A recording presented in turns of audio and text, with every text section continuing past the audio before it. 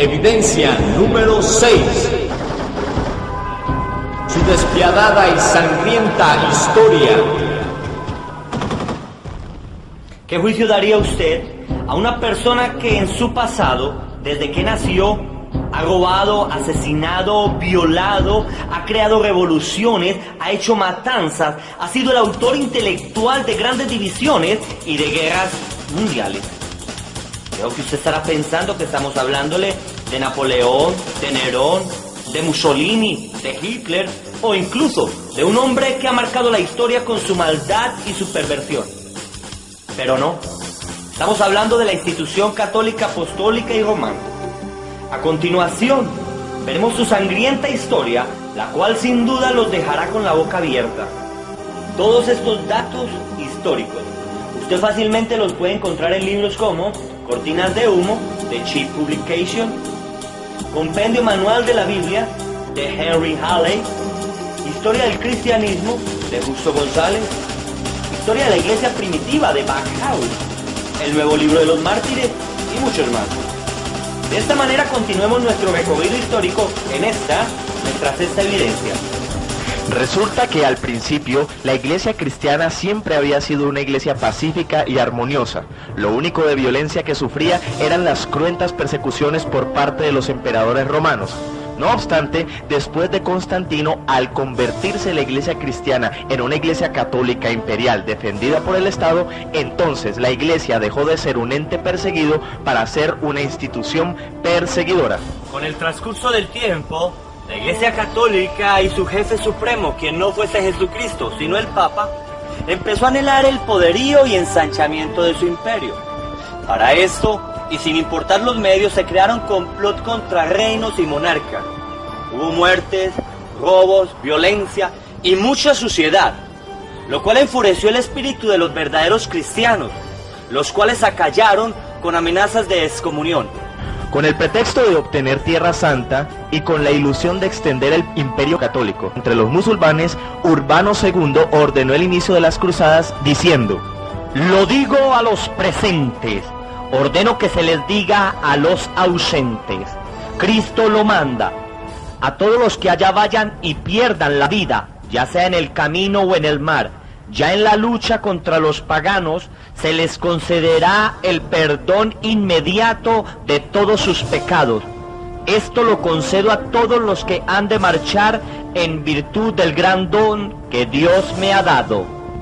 Así pues, dando el perdón de los pecados a todo aquel que luchare por la extensión de su reino contra los turcos y árabes, Urbano II inicia varios siglos de muerte, pestes, robos e injusticias con el nombre de cruzadas. De la primera cruzada les declaramos que fue cruel y despiadada. Escuchemos esta narración. En Praga, en Metz, en Ratisbona y en Maguncia fueron millares de judíos muertos por los cruzados. Jerusalén estaba de nuevo en manos católicas. Entonces aquellos soldados católicos se dedicaron a la venganza. Todos los soldados sarracenos fueron muertos y la población civil no sufrió mejor suerte. Muchas mujeres fueron violadas, a otras se les arrancaron los niños de pecho para estrellarlos contra las paredes. Los judíos acudieron a la sinagoga y los cruzados los mataron a todos prendiéndoles fuego. Según un testigo ocular, la carnicería fue tal que en el pórtico de Salomón la sangre llegaba a las rodillas de los caballos. Recordemos que el Papa Urbano II dijo: esto es lo que Dios quiere. ¿Será que esto era lo que Cristo quería para su iglesia? Otro relato conmovedor de las cruzadas fue en la que se utilizaron niños. Los católicos pensaban que estaba destinado a los niños el vencer a los infieles. Así, grandes columnas de niños fueron enviadas a Jerusalén, sin lograr otro resultado que la muerte de miles de niños en el camino, o en el mejor de los casos, su esclavitud. ¿A quién se le ocurre enviar niños a pelear a una guerra? Hubo 7 cruzadas oficiales, pero sabemos que hubo muchas otras que al dejar innumerables víctimas en los caminos y desiertos, atrajeron pestes, epidemias y catástrofes que ponían a la humanidad a merced del espíritu de muerte que poseía al catolicismo. En resumen, las cruzadas fueron todo un fracaso, ya que nunca se llegó a ejercer un dominio absoluto sobre Tierra Santa y solo la sexta cruzada, que fuese dirigida por un emperador excomulgado, alcanzó un acuerdo con los musulmanes para poder ingresar a Tierra Santa. El Papa Gregorio IX, enfurecido, dijo que eso no había sido sino un acto del diablo. Qué interesante, la única cruzada virtualmente efectiva que no tuvo violencia fue llamada por el infalible vicario de Cristo una confabulación satánica. 3 gravísimas consecuencias dejaron las cruzadas. La primera consecuencia fue la enemistad creciente entre católicos y ortodoxos. En su afán por tener poder y riquezas, los cruzados mataron y saquearon a Constantinopla, tierra habitada por los ortodoxos. De esta manera, la implacable Iglesia Católica mató a miles de ortodoxos. Y estos ortodoxos quedaron resentidos y marcados durante toda la historia y aún en la actualidad. La segunda consecuencia de las cruzadas fue la marca de la pobreza y la miseria, que no solo quedó entre los países y regiones atacadas, sino entre el mismo pueblo católico, que quedó más pobre y miserable que antes. En contradicción, vemos ahora que en la tercera consecuencia, mientras el pueblo era más necesitado, más pobre, el papado florecía y crecía en su imperio, ya que sus órdenes militares aumentaban, dando como resultado crecimiento de su imperio y de sus riquezas. Algo muy similar con lo que vemos hoy en día, que mientras pueblo católico es pobre, necesitado, el papado aumenta en riquezas. Dentro de todo este marco de cruzadas, en el año 1210, 180 albigenses fueron quemados vivos. Esta fue solo una de las muchas crueldades cometidas contra estas personas. Inocencio III en 1209 fue quien promulgó la anterior matanza, en la cual murieron enormes multitudes de ortodoxos. Entonces, del 1095 a 1272, casi 2 siglos fueron marcados por la muerte del catolicismo. ¿Qué opina usted de todo esto? ¿Qué reacción tendría usted al saber que cardenales, obispos, sacerdotes y papas han comprado sus puestos? ¿Qué diría usted al saber que lo han manipulado con falsedades, que lo han engañado, y que fuera de esto le prohíben leer la Biblia y tener sus propios conceptos? Esto era lo que sucedía en la Edad Media. Ante esto, se levantaron en protesta los reformadores, quienes muy tristemente el papado con violencias, con muertes, con amenazas y con torturas, quisieron acallar las voces de hombres como Jerónimo Savonarola, John Wycliffe, John Knox y muchos más. A partir de 1517, Martín Lutero inició la Reforma, y a este se le unieron hombres como Juan Calvino, Ulrico Zwinglio, John Knox y otros. No obstante, la Iglesia Católica, como una reacción ante estas protestas que amenazaban el prestigio papal, iniciaron las más cruentas persecuciones que, según los historiadores, acabaron con más vidas que las persecuciones de Nerón. Como instituciones a favor de la extirpación del protestantismo, se levantaron algunas instituciones. Dentro de estas tenemos la Orden Jesuita, la cual fue fundada por San Ignacio de Loyola del 1491 al 1556. Quien fuese un místico y cruento soldado, propuso al papado crear esta orden con el propósito de recobrar las tierras católicas perdidas, destruir la herejía con todos sus herejes, iniciar el santo oficio de la Inquisición y extender el poderío papal en el mundo entero sin importar los medios. Al iniciarse el trabajo de los jesuitas, que no era otra cosa que los sicarios del Papa, se iniciaron matanzas horrendas en contra de los cristianos evangélicos. No solo contra los cristianos, sino que muy contradictoriamente también empezó una persecución contra la misma Sagrada Biblia. Uno de los actos más despiadados y dirigidos por los jesuitas en el siglo XVI fue uno de los cuadros más violentos y vergonzosos de la Iglesia Católica, la famosa matanza de San Bartolomé. La historia lo revela y lo muestra de esta manera. El 22 de agosto de 1572 comenzó la sangrienta masacre de San Bartolomé. A las 12 a.m. los soldados ingresaron a la fuerza y al mismo tiempo a las casas de todos los protestantes. Asesinaron al almirante, lo decapitaron, lanzaron su cuerpo a la calle y le enviaron su cabeza al Papa. También mataron a muchos protestantes conocidos. Los primeros 3 días asesinaron y torturaron a más de 10.000 protestantes. Ante esto, el Papa Gregorio XIII ordenó que se cantara un Te Deum en celebración de la noche de San Bartolomé y que se hiciera lo mismo todos los años para conmemorar el glorioso acontecimiento. ¿Qué le parece? Este Papa le llamó glorioso acontecimiento a esta matanza.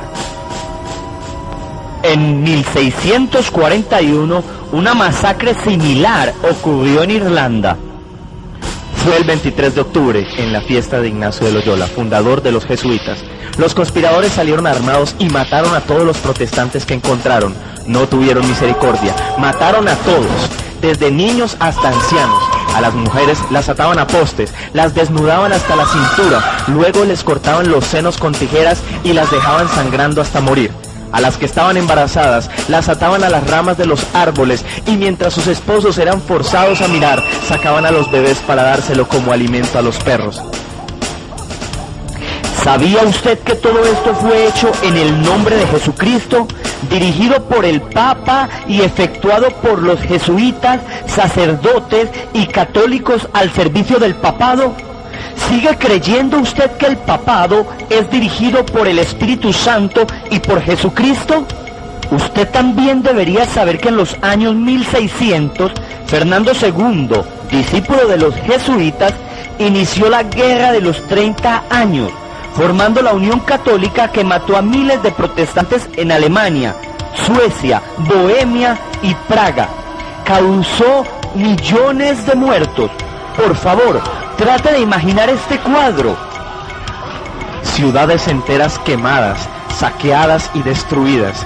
Mujeres llorando torturadas, pedazos de cuerpo esparcidos en el suelo, hombres quemados en tiras, niños azotados sobre muros, perros lamiendo cuerpos sin vida y todo esto efectuado por sacerdotes católicos. ¿Qué reacción le provoca esto? El Papa Inocencio III, quien fue el Papa más rico y más poderoso de todos los tiempos, reclamó ser el vicario de Jesucristo, el vicario de Dios. Además, dijo que él era el soberano supremo de todos los tiempos. Como si fuera poco, dijo que todas las cosas en los cielos y en la tierra estaban sometidas a él mismo.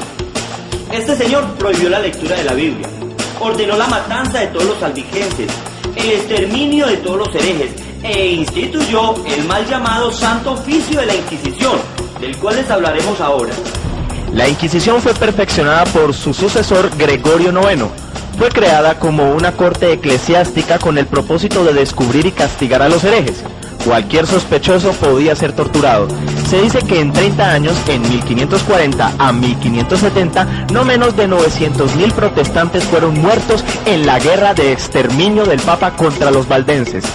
La Inquisición es la cosa más infame de toda la historia. Fue inventada por los papas y usadas por ellos durante 500 años para mantener su poder. Dentro del cuadro de la Inquisición se encuentra la historia, entre tantas, de Juana de Arco, la cual dirigió la liberación de Francia, pero fue acusada por la Iglesia Católica de bruja y de hereje, dándole muerte a la Inquisición a través de la hoguera. Pero años más tarde, la misma Iglesia Católica la canonizó como santa.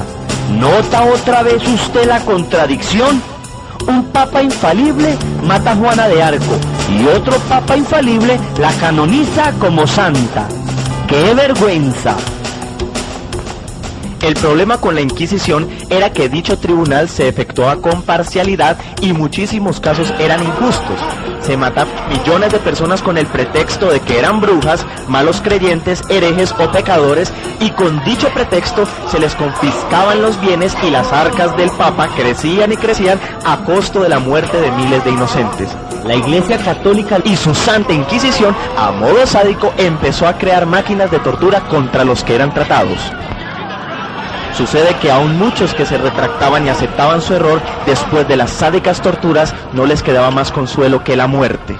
Esta Inquisición se efectuó en todo el territorio católico y aún alcanzó al Nuevo Mundo colonizado por los españoles y portugueses que, al ser católicos, obligaban a todos a abandonar sus creencias con las torturas de la Inquisición. Algunas de las torturas de la Inquisición consistían en que les estiraban en ruedas hasta que se les descoyuntaban los miembros del cuerpo. Les hacían tomar aceite hirviendo. Les derramaban aceite hirviendo sobre sus cabezas. Les quemaban los pies y las manos. Les deshojaban la piel. Los iban aserrando por todas sus partes del cuerpo. A las llamadas brujas y condenadas por lujuria les atravesaban sus miembros.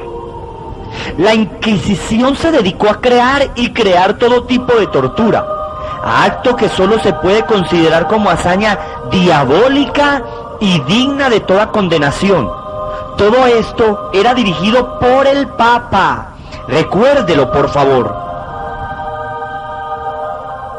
Bueno, usted dirá, esto es histórico, es cierto y es la realidad, pero sucedió mucho tiempo atrás y esto en nada afecta mi situación religiosa. Aférrese a su asiento, porque a usted le asombrará saber de que la institución católica, apostólica y romana estuvo fuertemente involucrada en la Segunda Guerra Mundial.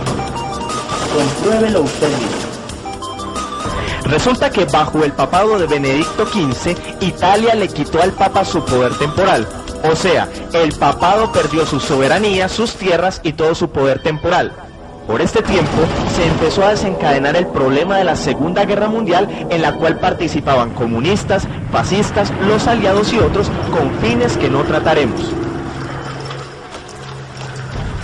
El caso es que el Papa Pío IX en 1929 firmó con Mussolini, quien fuese el líder del movimiento fascista italiano, un acuerdo mediante el cual se resolvió por fin la cuestión de la soberanía papal, otorgándole el Vaticano como Estado independiente dentro de Italia. ¿Ha leído usted la historia de Mussolini y sus cruentas batallas? Pues fue Mussolini el que le dio la soberanía al papado en el Vaticano. El comunismo ateo crecía y era necesario hacer algo para aplacarlo.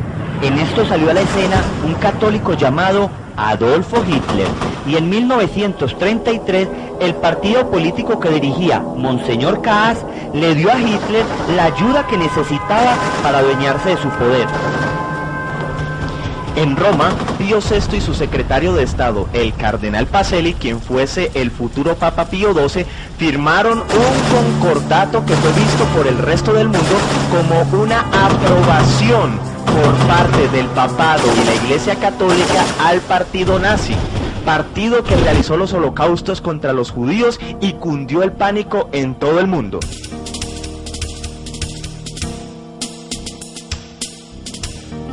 Más adelante, como una forma de tapar su error, Pío XI promulgó un par de encíclicas, pero estas no cancelaban el pacto ya hecho con Hitler. Usted dirá, es imposible que Hitler haya sido católico, pero sepa que en su muerte, la prensa española de Franco habló de él como un mártir que murió defendiendo la Iglesia Católica. También lo llamaron hijo de la Iglesia Católica. Y en algunas afirmaciones de Hitler, él proclamó que había aprendido mucho de los jesuitas y que la jerarquía católica era la mejor del mundo, y que por tanto había trasladado mucho de esto a su partido, además de prometer no tocar a dicha institución y defenderla cuando fuere posible. Cuando la Segunda Guerra estalló y el cardenal Pacelli fue elegido papa con el nombre de Pío XII, un silencio prevaleció ante los abusos de los nazis. Lo que sí hizo fue declarar el dogma de la Asunción de María. Pío XII fue muy criticado por su silencio y muchos argumentaron a su favor. No obstante, sabe usted que el que calla otorga. Y de una u otra manera, el Vaticano veía en Hitler una amenaza en contra de sus enemigos los comunistas. Por tal motivo, Pío XII callaba. Cuando se desató la Segunda Guerra Mundial, algo muy interesante, pero a la vez terrorífico, vino a suceder en Yugoslavia. Los sacerdotes católicos cambiaron la sotana por el uniforme de temibles escuadrones asesinos de la Ustachi. Dirigieron los asaltos más bárbaros y brutales contra los ortodoxos y practicaron torturas satánicas que nunca antes se habían visto en el siglo XX. Recuerde que esto fue en 1940, hace muy poco tiempo. La Ustashi frecuentemente usaba las armas más primitivas, tales como horcas, palas, martillos y serruchos, para torturar a sus víctimas antes de matarlas. Les quebraban las piernas, les arrancaban la piel y la barba, los cegaban cortándole los ojos con cuchillos e inclusive arrancándole los ojos de sus cuencas. Esta información está documentada con fotografía y el testimonio bajo juramento de los sobrevivientes. Recuerde, nosotros no necesitamos mentir, solo queremos que usted entienda que la institución católico-romana está manchada de sangre aún en nuestro siglo XX. Usted puede notar estas fotos de monjes uniformados que cambiaron la sotana por uniformes de la Ustashi. Entonces, con los concordatos entre el Vaticano y Hitler, Mussolini y Franco, el silencio en medio de los abusos nazis y la toma de su poder temporal, ¿cómo califica usted la diplomacia, ética, moral y cristiandad de la institución católica romana a la cual usted es tan fiel? El Papa de Hitler, la verdadera historia de Pío XII, es un libro escrito por John Cornwell, quien trabajó en el Vaticano e investigó el caso para la beatificación de Pío XII. No obstante, por todo lo que sucedió en la Segunda Guerra Mundial, los documentos lo acusan a Pío XII de que está involucrado en graves asuntos que le quitan los méritos para esa santificación. Lea este libro y verá la verdadera historia del Papa Pío XII. Usted puede ver estas fotos. Mire usted que no estamos inventando la historia, es Hitler acompañado de obispos, de cardenales y de personas de alta jerarquía en la Iglesia Católica. Note usted que los pactos están allí. Mire la bendición del Papa con los dos dedos y también en los legionarios nazis de Hitler con el mismo saludo. Mire usted también el concordato hecho por Mussolini. Fueron tantas las catástrofes ocurridas que hasta tuvieron que llevar los muertos con bulldozer.